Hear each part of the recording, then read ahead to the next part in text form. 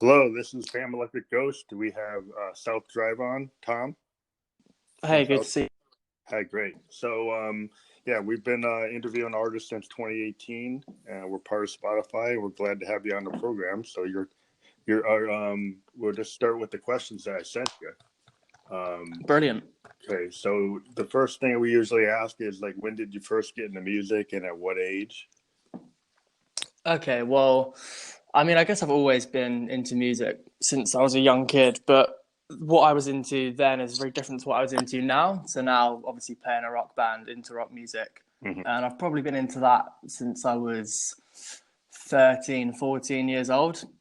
And I guess that started with classics like your Blink 182, your Green Day, and it's kind of branched out from there. And now it's pretty much all I listen to is different varieties of rock music. So into music for a while, but I guess changed as you do, tastes change over time. Yeah, I actually like when I listen to your band, I hear the Goo Goo Dolls. I hear the Yeah, Replacements, which kind of the Goo Goo Dolls were like big fans of Paul Westerberg, and yeah, yeah, they yeah. became like the more the dream that Paul had. The Goo Goo Dolls actually achieved. Yeah, no, I know what you Yeah, mean. but yeah, so you guys are Yeah, I kind of mean, sound in that kind of Paul Westerberg style of songwriting, which is the Goo Goo Dolls. Everybody probably knows the Goo Goo Dolls more than Paul, but you yeah, have that exactly. sound. And also like Third Eye Blind and Matchbox 20, Vertical Yeah, that's right, Horizon. that's right. Yeah, you're in that kind Well, of space. I'm sure we'll touch on that later, but Yeah, all the bands you've just mentioned, different members of the band are into. So yeah, I guess kind of our own interests come out in our songwriting. So that's, yeah. I It, guess, why you're hearing all of that. Yeah. it's great to hear the influences, of a band and see where you guys are going. But Yeah, yeah, definitely. So the other question we got into is like, okay, well, how long you been working on music? Is that since you started to love music, did you actually pick up an instrument and start, working Hmm. as toward becoming the musician you are today, or what form did that take from being Yeah, a I fan mean, to actually doing the work? the formation we are now, I guess we're still relatively new to what we're doing. So there's five of us now, but the core of the band, of which three of us remain, maybe formed about 5 years ago. That came about because we knew each other when we were, again, young kids, went to school as little ones together, but kind of grew out of touch. And then we knew that we shared an interest in music. We all played instruments, and we thought, well, let's just get together. And we jammed, played the odd cover. And that was more at first to just spend time together. We never really intended to take it much further. But then the more we went with it, we realized, you know what, this is actually quite fun. We sound pretty good. Went for a couple lineup changes and really changed the direction. That's brought us to where we are now, I think. So what instrument did you pick up? What have you been playing? I play the drums now. Again, I never used to. I was never into music as much as the others, but it was more the case of doing it just so I could hang out with my friends. Hmm. We had a old beat up drum kit at my house that my brother used to play, so I just hopped on that, and a few of them played the guitar. One played bass. Just spent some time together, really. So who's the primary songwriter, or do you all write the songs? There's three of us that write the songs now. We've had two EPs, and there's been a lineup change in terms of guitar in between those two EPs. So there's three songwriters, and then we all club together for lyrics as well. And as you touched on earlier, we've got different interests, and I think those influences come out in how we each write our own songs. So I think we've got a distinct style for each individual that writes them. That's interesting. So you have more of a group effort in the writing, because some bands are always like, you think about the Who, Pete Townsend pretty much wrote Hmm. everything. Then when you get to the Beatles, Paul, Lennon and McCartney, and then Harrison and Ringo, they wrote, but it was primarily Lennon and McCartney. So you guys No, more like a democracy. yeah, well, as we said, we started the band as a group of friends, so we've always got that bond there, which means that we're very easily able to work together and collaborate. And initially, the melody, the chords, the structure will be written by one person, but then that guy will bring that to the band, and from there, we'll kind of work on it together. Yeah, so everybody kind of brings their talent. Like I've been in bands, and like as the keyboard, I'm a keyboardist, so I Right. I tend to write, like I can write everything, Hmm. but I knew that the drummer was going to do a better job than my drum machine. And Yeah, yeah. maybe my Moog bass lines might be close to what the bass player could do, but Hmm. a real bassist, even if my keyboardist, I'm playing a Moog, a bassist Sure. is going to play a bass better than the keyboardist because that's their instrument. But Exactly. Yeah. so when you guys you get together, do you guys do everything like in your practices, like, or do you actually write the songs in the studio? Because some people like they'll bring the demo, and then tighten it up and then bring it fully formed to the studio, or do you guys got to create things in the studio, or do you not use a studio? Do you do your own like DAW recordings? Well, again, it's maybe something we'll come to touch on later, but we've recorded the two EPs we've done so far. We've done one in the studio, our first one, and the second one we did ourselves at home. Okay. And in the instance when we were using the studio, again, that was write it, make sure it's finished before we go in, because we've only got 2 days in there, so Okay. it's got to be prepared. Yeah. It's not like the old days where you could spend a couple months and spend like hundreds of thousands of dollars. Exactly. That's just not an option for us. But second time round, when we were recording it ourselves at home, the kind of creative process, the writing process just kept going as we were recording. You'd record it, you'd have another idea, and because you can do it yourself, you've got that control. Yeah. I think then we spent a lot longer on the writing for that one. So I think we talked about your influences a little bit. I kind of picked them up, but you guys maybe kind of speak out. Maybe you have some more. So when you're writing, like, who are your influences and the reference points in your music? We talked about it a little bit, but. Well, of course, I can only speak for myself. I'm only one of three main songwriters. I guess the songs that I write are the more your kind of classic upbeat pop punk style, like I mentioned earlier. Big influences from your Green Day, Blink-182, Simple Plan, Rise Against, that kind of more up-tempo stuff. But then we've got other songwriters, as you mentioned earlier, that it sounds more like a Goo Goo Dolls, maybe the Beatles kind of vibe. Yeah. And then our other one we've got, he listens to everything, so his songs are really, really interesting. But you can definitely kind of hear in the songs what that individual's music taste is. So I think that gives us quite a unique sound, because you've got loads of different things just mashing together to create our product. Yeah, so if you put yourself in a category, I wouldn't say, like, I grew up with college radio, right? College radio was where you heard like Goo Goo Dolls, the Husker Du, REM, right? And then it became alternate rock, and and then it became indie rock. So what based on the way they put you into a genre, like if you're telling your promoter or your booker, what would you say your genre is? Yeah, like I said, the different writing means that we've got kind of a genre fluid sound, but we normally, if we're asked, we just settle on alt rock because it's close enough to all of our songs. But each song sounds a bit different. People can call us what they like, but we stick with alt rock for ease. Yeah, that generic thing fits in, because you're not a grunge band. You're more, you have the kind of sound like the Counting Crows, which is like, classic rock, like a modern classic interpretation of like what rock is. Where Tom Petty was as the standard bearer, that type of thing. You guys, like the Goo Goo Dolls and Green Day are more like post-punk, power punk. But you guys kind of lean more toward, the Matchbox 20 Goo Goo Dolls sound from my I'd say ear. so. But so that type of songwriting, you tell stories, and so like you guys, it seems to be like, stories about relationships and, and kind of, like anybody can relate to the kind of, heartbreak I hear in some of your songs talk about like different scenarios between individuals and romance that kind of like turned into, these little like snippets of life. Is that what your goal, or do you guys have like a theme of what you want to write? You just write what you feel?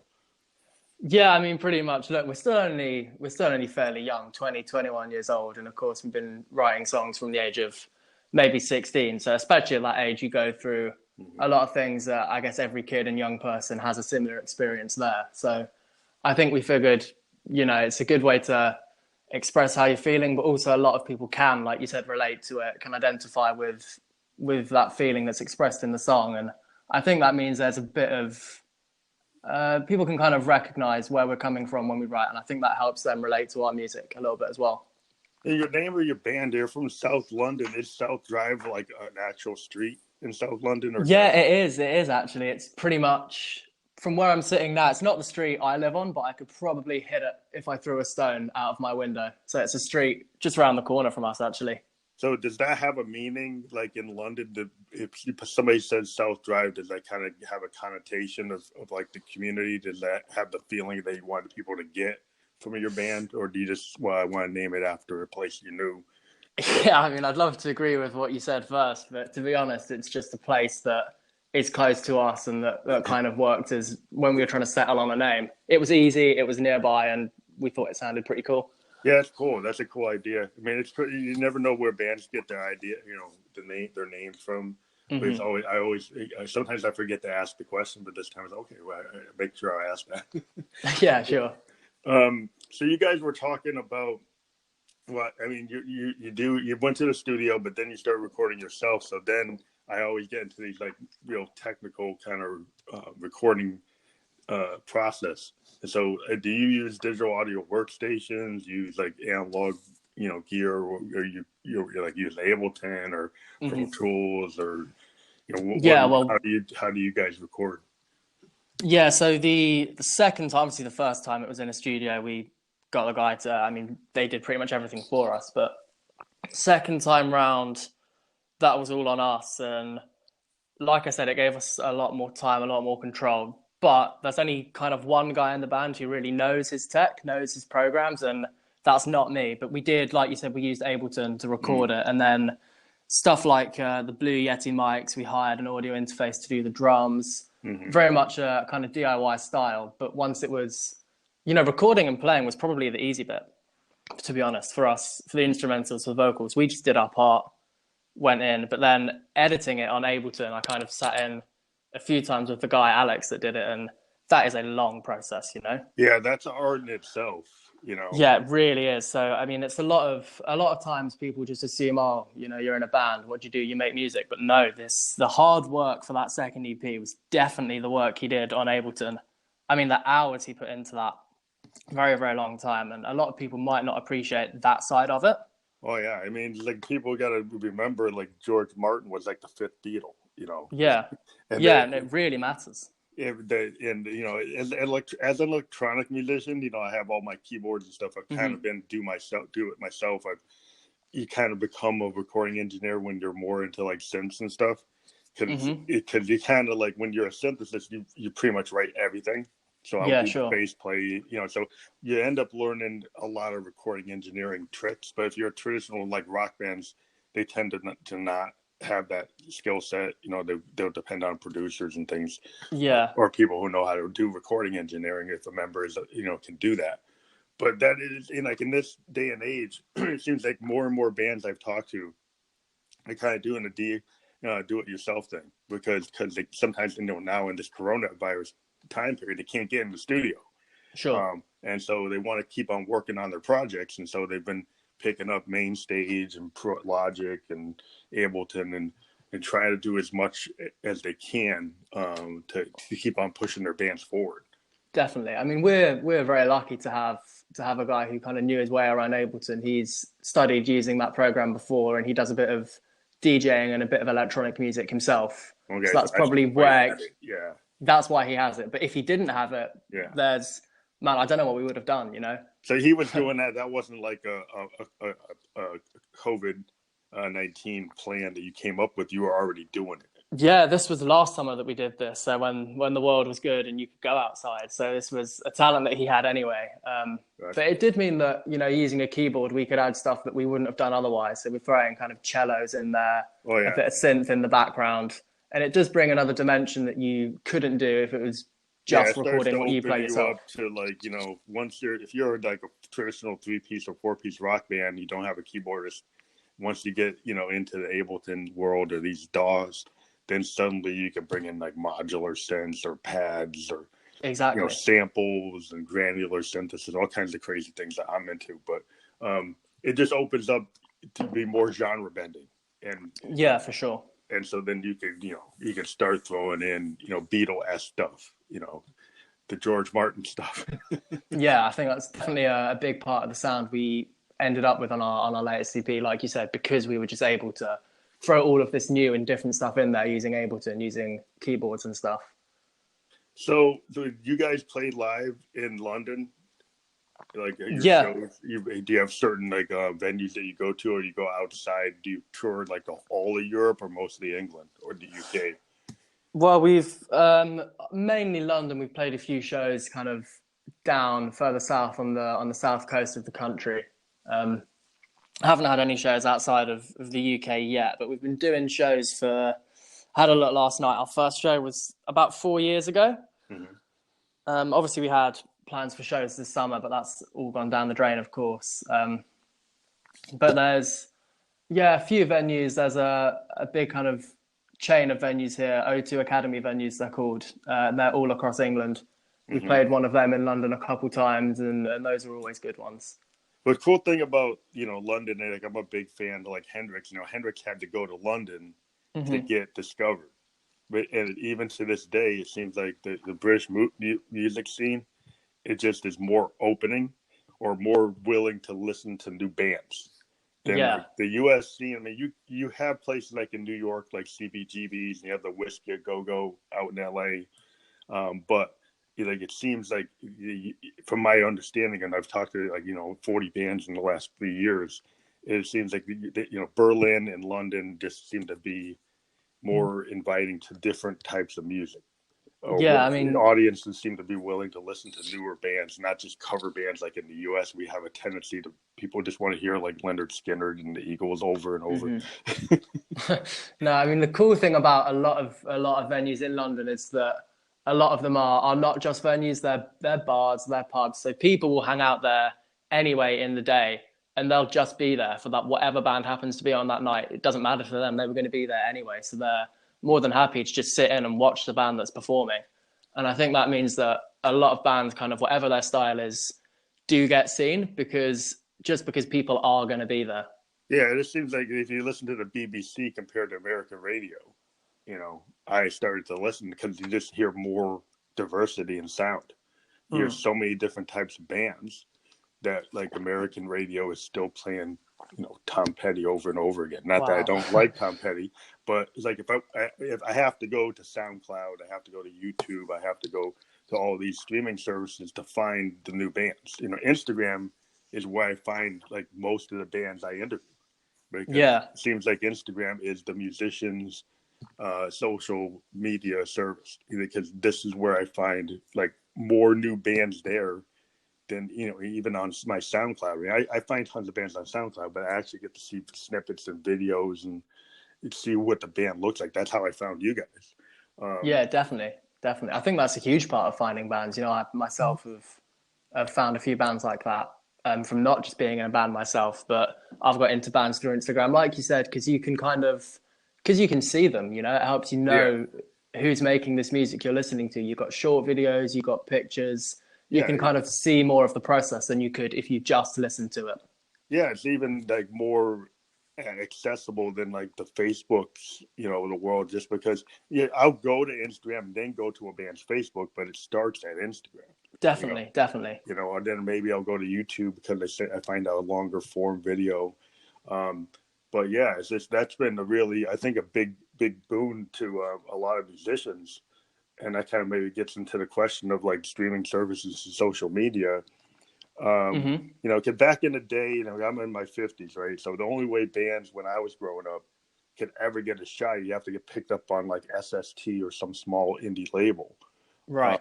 And it's the only way you could get out there. I mean, unless you self-funded and try to go to CBGBs or try to go to some dive somewhere at some pizza shop.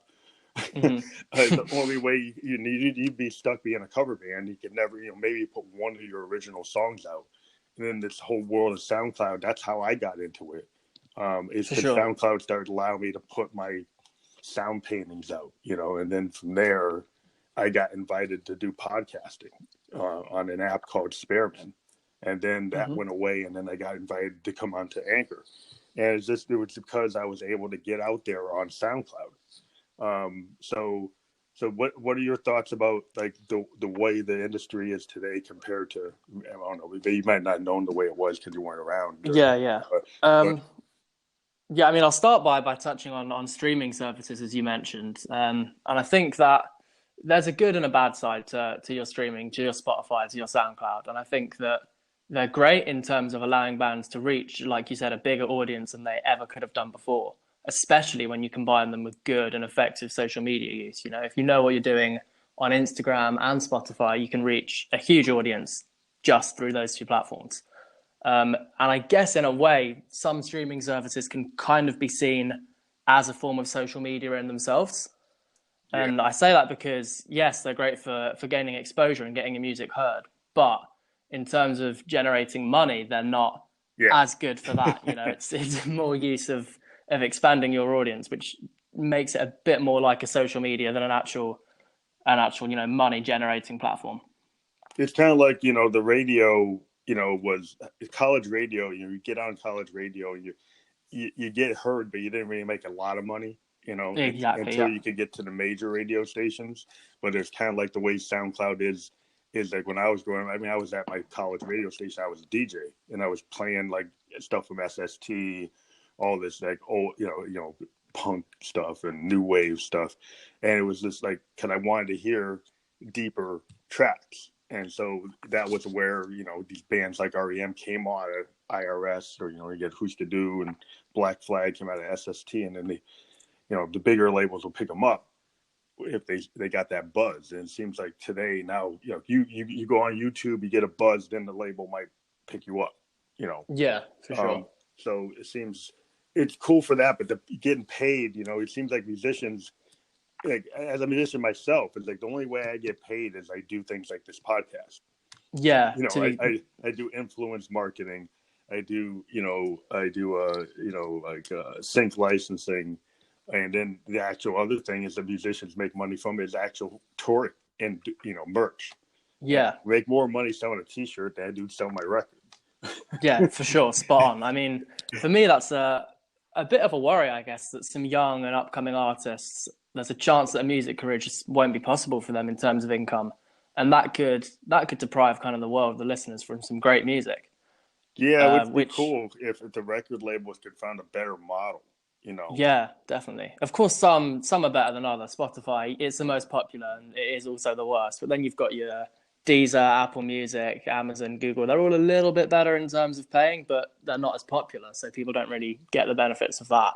yeah. And then the other thing today is like the album format versus the single. You know, Hmm. I grew up, listening to the Beatles, listening to bands like Yes and Zeppelin, and you would listen to Zeppelin 4, you listen to the whole thing. Hmm. You would go into the basement and put it on the vinyl with a bunch of your friends, and you would listen to the whole record. But it seems like today, everybody's kind of geared toward building their own playlist with all these different, genres. And Yeah, then no one ever really fully listens to your full concept if you're a band that does albums. definitely. Yeah. And so I know you guys do EPs, and your fans, they must be into the idea of the album format, but you're not doing the full album, you're doing an EP. So are you finding that your audience appreciates like your EP format, or do they more like pick up your singles? Yeah, I mean, to be honest, our plan was our next release, which plans have been slowed down, was going to be a full length. We thought, while we're new and starting out, put out a few shorter things like your single, like the two EPs, just so people can get kind of a taste of what we're doing. And then when we've got a few listeners, got a few fans, then bring out the full length to get more attention for that one. But I think what you said with people now making their own playlists and not listening to a full record kind of ties in with maybe shorter attention spans of just everyone in general. People aren't prepared to find a new band and then spend an hour listening to their album. Yeah, I think They might be busy. They've got 5, 10 minutes. I can only do a song. yeah, I think what And I find also is like, music ever since Napster has been kind of devalued. mhm, And what's happened is like a kid will spend, hundreds of dollars buying Xbox and PlayStation games, right? They're willing to spend $60 yeah, to do that, yeah, but they won't spend $10 to buy like a download like they used mhm, to, right?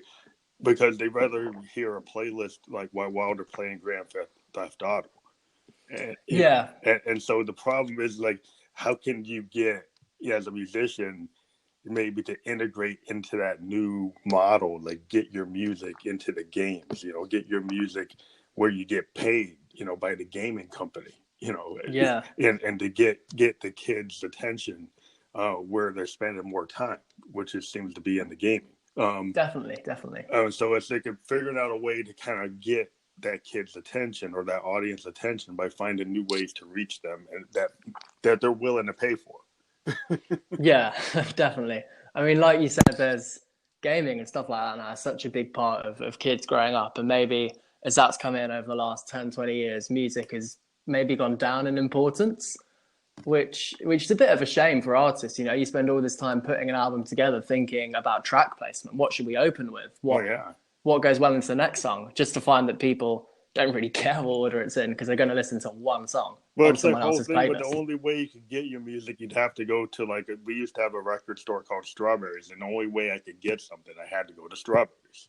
Mm-hmm. And then the only way I could hear the song I love is I actually had to buy the whole album. And maybe that was the problem with the record industry kind of created a problem where, in order to get the song you wanted, you had to pay, $10 when I first started buying music. And then when CDs got out there, it started hitting almost $20 to buy a record. And they kind of maybe overpriced the market. And then when Napster came, it kind of, challenged that and then kind of destroyed their business model. Mm-hmm.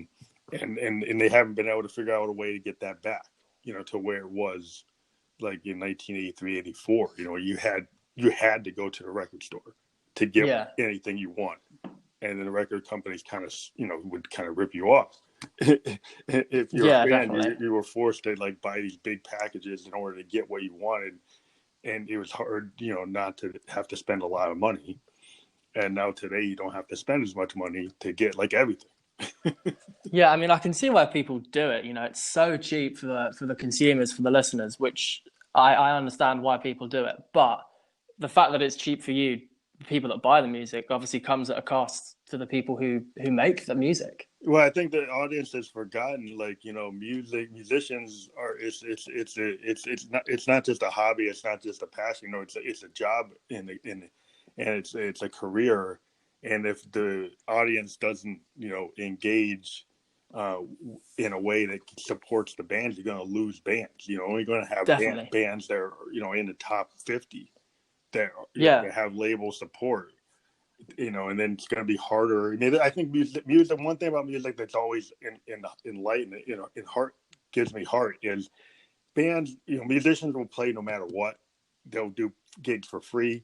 They want to get their music out, so you still get bands doing stuff. You still have all these new bands that I find every week doing this show, but it's just disheartening that a lot of them are not getting the full, recognition or support that I think they should. So that's why I do this program to kind of widen, the reach of the bands. Yeah, I mean, look, people make music. The people that do it, they do it because they love to do it. So, if someone offers you a gig for free, if you really enjoy that, you're going to take it. Yeah, to get the exposure and get you out there, Yeah. But, that being said, you also need to be able to make enough money to support making your music, but also to support yourself. And if you can't do that and you have to treat your music as kind of a hobby or a side job, then there runs the risk of you not going to be making as good music as you could be otherwise. Well, yeah, if you could be full-time, if you have the luxury to actually do this as your main gig, and that's a lot. That's almost every artist I talk to. They have to have some kind of other support, because the industry is so how we get paid. They don't pay us right away. You have to get to the gig before you get paid. Mm-hmm. Promoters always play games and. Booking agencies do what they do, the commission. It's all these things that make it hard, to make a living as a working artist. And that's on top of the streaming services not paying you as much. Yeah, I mean, you get guys you go to New York, you do a show. I did a show, and my roadies were, we learned that we should count the people coming into the club to compare it to what the promoter would say. And we found a lot of times the promoter would always undercount how many people were really there. Yeah. And it does happen. It's like, why can't you be a little more honest? Why do we have to do that? But, we were forced to have to do that. but that's just the nature of the business. You have to kind of protect yourself. I mean, yeah, definitely a shame, especially now when people are so reliant on shows to make money because you're not getting it through streaming. Yeah, yeah. In times like we're in now, where you can't play shows, a lot of musicians I know are really struggling because of that. Oh yeah, I mean the big thing now. I mean I've been involved with a couple like new booking agencies that are starting to book people for online, and I just signed up with this online promoter. They traditionally do physical venues, worldwide, but they're moving into online and they're trying to get a roster. Um, and so I signed up with them. I'm to see how it goes. But yeah, I mean, we're wondering. I don't know how many fans they're going to get to pay for these online shows. But the promoter came out and came to me, so that's cool. We'll see where that goes. But yeah, I mean, I think people want to see the physical, band. I mean, that's the whole thing about going Yeah, I to mean a venue. that's a really interesting one because obviously people have got to try. If you're a promoter, if that's your job, you've got to make an effort to I keep think it they're going. trying. Yeah, I think they're trying to figure out if it's going to work. They're going to try it. Yeah, for sure. I mean, you need to do that if that's your job. If you're a band, you're gonna you kind of need to play live. But at the same time, obviously I like playing shows, but I go to a lot of shows as well, and a huge part of it is actually being there, is seeing the band, being surrounded by other people, and of course, online shows just won't be the same in that way. But have you guys thought about seeing if you could get into that? I see a lot of people just do it themselves. They do kind of like an unplugged version on Instagram for a couple, or they go on Facebook Live or they go on Twitch. Have you guys looked into maybe, setting up a Twitch account, doing some like unplugged or shows from a garage or something? Are you thinking about that? Yeah, well, we've thought about it. We've done Instagram Live a couple times before, but the state of play in England at the moment is that you're still not allowed to meet up in groups of more than two. Oh wow, you guys are So tight. we're like legally, well, our hands are tied. We can't do that at the moment. Yeah, in So we can America it's a do, little looser, so yeah, and then we're kind of paying for that. yeah, which is uh, true. but yeah, we keep on getting the hot spots because they're not being as tight as you guys, Yeah, and they don't seem to get it. But I'm like, okay, because they're just gonna prolong it. It's like I want this to get done, but if they keep on doing like silly things and yeah, reckless things, then it's gonna take us longer to get back, to doing, shows in New York. And I'm in New Hampshire, which is in the Northeast, but I mostly play Boston and New York, hmm and I can't get there, no, and that's where you make the big money, where more money. I mean, the kind of money I need, to do this, and yeah, yeah. and it's like the longer people keep on making mistakes, it's going to take Longer it's longer. gonna last, Yeah, right? Yeah. to get there. So we're kind of frustrated because you guys are a little tighter in Europe in terms of how you do things. A little bit, yeah. I mean, England is probably not as tight as I would like. I feel we've missed a lot of opportunities, and like you said, the more that you are loose, the more relaxed you are, the longer it's going to go on, the longer it's going to be until we can get back out there and start interacting, start playing shows, whatever it is that you do, is going to Yeah. be further away. So you guys got any resources that the government is providing to musicians? I mean, I've talked to, like, I had a band from the Netherlands, they had a band from Sweden, and they actually had like government programs for like the arts Uh that huh. are supporting them in this kind of situation. Do you guys have anything like that? In short, no, we don't. Um, I mean, each country in Europe has got a very, very different response, and there's no. I mean, the arts industry are really suffering here, and there's been a lot of attention, a lot of criticism about that. Venues are they're maybe worse affected than anyone here in terms of operating because they just can't. And Mm-hmm. for the gig economy, people that don't have like a regular salary, we've got a scheme here where you'll get paid 80% of your normal income. But if your income's based on shows and stuff like that, you can't really judge your normal income. So Oh, so you can't qualify for the paperwork for the bureaucracy. exactly, and like you said a few minutes ago, a lot of people do have other jobs because you need it to fund a music career, and my hope is that people are able to get paid from those jobs. But in terms of getting paid for music now, it's very difficult here. Yeah, that's a shame because it's like that's the thing where I think music needs to get valued. The fans need to realize from back in the day, bootlegging used to like really cut into artist income. and then the Napster, and then now streaming. And it's just like I think there's it seems like to me, compared to when I was growing up, that fans don't realize that they think music is like free.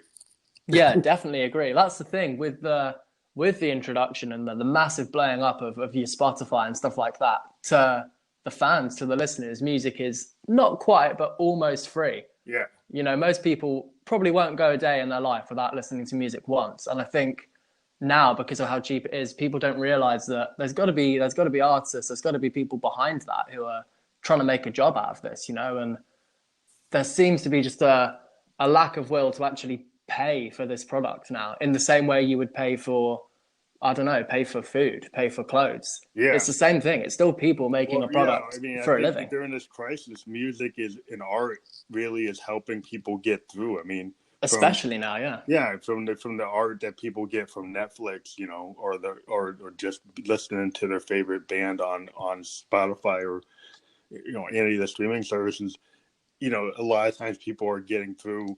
And I hear, one of the metrics I heard, from Spotify, because we're part of Spotify, is there are actually tons of people that are kind of in lockdown or listening to bands they never listened to before.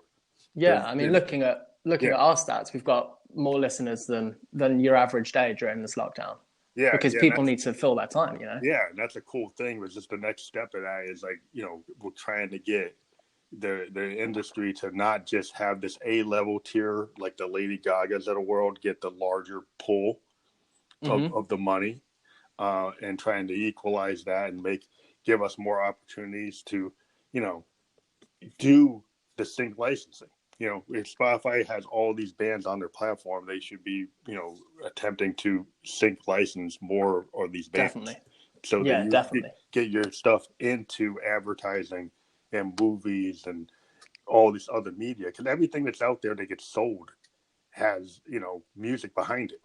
Yeah, And if you definitely. can get your music into like a 10-second, 20-second spot somewhere for something that's being sold somewhere, or being in behind on some kind of project that's out there that needs that kind of material, then these bands could get better support. Yeah, for sure. I mean, that would be huge, but a lot of stuff like that, a lot of your movies, your games, they just fill it with people that are already Yeah, recognized, already famous, that's the which is problem. great. But You need to open it up. I mean, everyone has got to start somewhere. If you look at every artist that's big now, at one point they would have been small. And I just think it's becoming maybe a little bit harder for those small artists to grow and become bigger. Yeah, so the tendency in the music industry has always been to find a clone of the Beatles. You get the Monkees. Yeah. If you find you have like people saying, well, sound like this person. You have people that are trying to get clones of the current top 10, and Yeah, I mean, get like 100 bands that sound like the bands in the top 10. definitely. I mean, that's what we've come across a few times. A question that people ask a lot is, well, who do you sound like? And we want to say to them, well, we don't really want to sound like anyone. Yeah. We want to, the whole point is if you want to move the industry forward, you need to be sounding a bit different.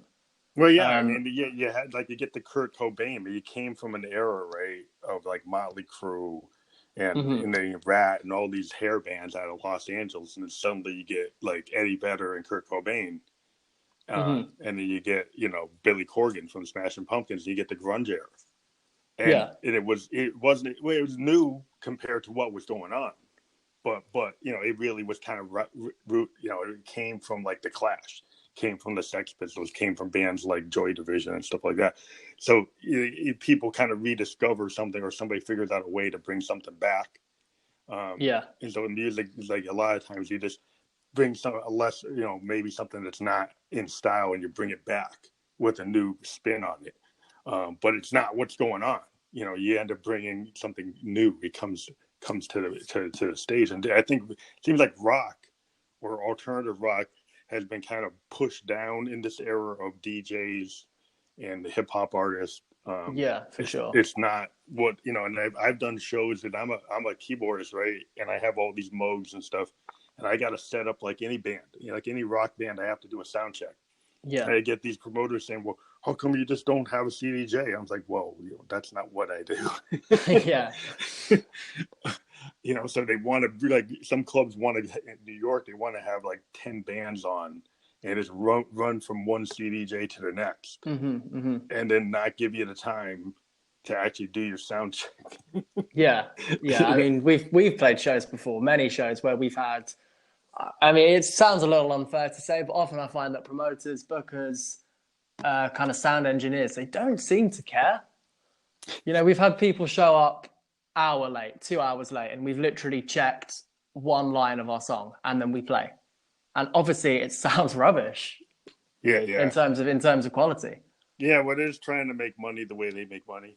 But Yeah. like, yeah, I've always had to kind of stress that, you know, in my line of business, like there's an idea that electronic musicians are all DJs, and you know, more from the like coming from like Genesis Yes type of background, which means you know I actually play my keyboard.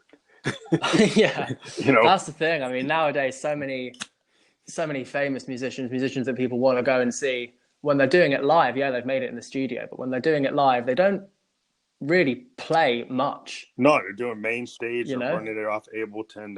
They got their Yeah, sequencers going, and they're just like have a couple of tracks opened up to yeah, do vocals. And they've got exactly. maybe 10 freaking tracks of vocals, and they're opened up like two. Yeah, I mean, look, You know, clearly it's working because people are getting success. But if you ask me if that's how you perform, you're not really playing music, in my no, it's opinion. not like I used to go see the Allman Brothers, right? And Right. I'd see Greg Allman and all those on his Hammond B3 and Dickie Betts, you know, those guys playing for like three hours, you know, or go see Funkadelic play for like 4 hours. Yeah. And you see like Bootsy Collins, you see these guys really playing, you know, and there's something about the fact that you go see a band like Funkadelic every night they play like the Dead, you know, like a Funk Dead, they would play different. Yeah. Yeah. Yeah. Sometimes I would see a Funkadelic show that I go to 2 shows in 2 days because when they go to play Maggot Brain or they go to play one of their songs, it wasn't the same every night. Yeah. And that was the thing. He wanted it not to be the same. Yeah. I mean, that's what obviously playing live and music used to be, and I think that's what it still is, what it still should be. But I think there's a risk that people want to hear something that's kind of pre-made and ready, and like you said, people just have to open it up when they're on stage and hit Yeah, play on it. I've talked to a lot of bands that are kind of being forced to bring their Ableton rig or their FL Studio rig like on the stage, and Yeah. they're kind of stuck with I gotta have a backup computer for Yeah. I my mean, computer, and you know then I'm kind of locked into the groove, and I can't go as far as I want to. can't get creative, can't do something Yeah, different, because I'm right? totally locked into whatever this song structure is, and all the backing tracks. I've kind of locked them in. Yeah, I mean, I think part of the fun in playing a show is that you're able to get out there and do something different, and do something crazy that sounds different to your recording. Yeah, I think Um, that's getting lost a little bit because some of yeah, the bigger bands are running like that, and then everybody wants everybody to sound like that. You know, until you go to like if you go to like the Whiskey a Go Go and CBGB type places, you can still do a fully live show because those are the smaller venues are allowing that more. Um, but you get to the bigger venues, they want you to run more what they professional, you know, quote professional way of doing it. But yeah, yeah, it's just kind of disappointing, you know, if you're somebody that wants to get out there and really kind of, you know, rock out. yeah, definitely. I mean, a question now: if you've seen a band live, or if you're discussing kind of which bands, which artists are best live, a question that people often ask is how close do they sound to their studio recordings? Yeah, And yeah. that's the way if they judge a live performance. And I don't think that's how it should be done, you know, because No, it's not, you're I not think, meant to go up there on stage and just I mean, reproduce what I people mean, already know. if you look into the great ones like Hendrix, I mean, I have all these, I got like every Hendrix recording I could get, right? And tons of my Hendrix recordings are all live, right? And then Yeah. every version of Red House, every version of Purple Haze are all on the Watchtower. Yeah. And they're all They're a all little bit different. different, right? Yeah, they're all different. You listen to them in '69, you listen to them in '70, you listen to them in '68. They all sound different, Exactly. and that's what you want. I mean, even the Who, like live at Leeds, Yeah. then that's one of the greatest like live rock bands ever. You know, and it's the way they did that album. It didn't sound like what was on the record, Yeah. and that's the point. Oh, yeah, definitely. That's what I think. It's got to be the point, you know? I think people have forgotten, but I think bands like Pearl Jam and you get the Foo Fighters and stuff, even they get kind of locked in. Even big bands like the Foo Fighters that are kind of post-punk are getting locked into their structure. Yeah. I think bands like Pearl Jam are still kind of playing wide open. A band like Radiohead, because they're very progressive, they tend to kind of go wide open. But they've got like niche audiences, that will go with that. Yeah. But they're not growing. They're kind of stuck in their niche, I and see. Yeah. they do well, but they're not gaining like a lot of new fans. They've got like their fan base that follows them like the dead. Yeah. Yeah. Yeah. So, what are you thinking about how to move your music in 2021? You guys got some ideas like for like your next album and what your plans are going forward for the end of this year going into 2021? Yeah, I mean, look, the good thing about being stuck inside now is that I think, although not together, everyone in the band that writes songs has been able to spend a lot more time on that. We've got more time to play, we've got more time to practice, we've got more time to write. Personally, in this period, I've written 2 songs, tidied up some loose ends on songs that have been kind of hanging around for months or even years. So I guess we've got more music ready because of this period of being stuck inside. But the question is, when are we going to be able to actually go out there, practice it together, start to really get into the creative process, and then record that to bring it out? And I'm like, I can only hope that it's as soon as possible. In terms of shows, we had plans. We had some really good shows lined up for summer, and they're now obviously cancelled. And I'm not sure yet if they're going to be rescheduled or what the plan is, but I think it's just a case of wait and see when we're allowed to get back out there and play music and record music. And then as soon as we can do Yeah, that, just jump on it. yeah. I'm thinking, and it seems like that until we've got the vaccine or antiviral drugs, that like venues that might not be willing to take the risk. Yeah. And Um, I understand that, definitely. I mean, yeah, I mean you that's gotta put why. health first, right? Yeah, I think that's the thing. But hopefully, I mean, the U.S. The only thing we're kind of fraught with, we got some guys they're kind of skipping steps, Yeah, I've seen a and, bit of that. they we're kind of scared. I mean, I'm not an anti-vaxxer, but I'm kind of scared in this kind of environment of the guys we got in charge go and say, "Oh yeah, it's ready in November," and we're kind of like, "Yeah, that's the one." Yeah, I mean, honestly, looking at looking at some of the stuff from the States from here, people in this country are shocked. Oh yeah, it's pretty shocking. Like, how can you? It's. I mean, I don't want to get into that on a music podcast, but look, it's beyond belief, some of the stuff. Oh yeah, I mean, I do what I call political electronic music. So some of my music addresses like things just not just like EDM. Uh-huh. I actually try to bring like Dylan-esque things into my music, so I make comments. And I've actually been able to write a lot of stuff Mm. in the last 2 months, and every day I get more. Yeah, I mean, that's Um, it can prove a great source. Like one of the bands I've mentioned a few times now, Green Day. If you look at their famous oh albums, yeah, a lot of that is targeted massively at Bush at the time, and oh yeah. it can be I frustrating, got a but pretty good target. I got a pretty good target. yeah, definitely a big target. So at least there's that. It gives people, it makes people angry. And Oh yeah, I mean, it sometimes gives me anger a can lot of bring out passion. music Yeah, there's a lot of passion in our like more indie kind of socio-political music for scene. sure. Yeah. Yeah, and there's a lot of artists. I've been working with some guys that are into this too, that are just like we're pulling like the Conor Obert's point of view, the Dylan-esque, Hmm.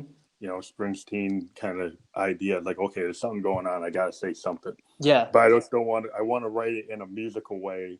I want to have a statement. Maybe make it vague enough that I won't get people coming after me, but make it so you're making a statement. You can kind of create some kind of false image. And the cool thing with like science fiction, if you think about like a band like Rush Yeah. or bands like Genesis, and yes, you can make a statement, but you could kind of make it science fiction. Hmm. So you'd be like an Isaac Asimov or Ray Bradbury version of dystopia, Yeah. and you can talk about it in another world Yeah. that reflects this world. And so if you go from that point of view, you can kind of be a little safer. Yeah. True. True. and you can still say something, and then it's hard to figure out. Like Won't Forget Fooled Again. Yeah. This whole idea of this kind of dystopian world is like, okay, well, this guy is like the guy is the same as the last guy. you Hmm. know, Hmm. and it's making a statement. He said, "Wait, are they talking about Nixon? Are they talking about it? You don't know. You're talking about somebody." Yeah. But it's interesting what you can do. So you guys are free to come back on the show anytime you've got your new material or you're pushing any new projects. We like to talk to bands multiple times. We've Hmm. had bands on multiple times to talk about the newest work. And I really appreciate you coming on the show. And this is going to go out within an hour to all the 11 platforms we're on, include Spotify, Apple, Radio Public, Google. So we'll send you the links to the top like 3, 4 Cool. Cool. podcasts that we are on.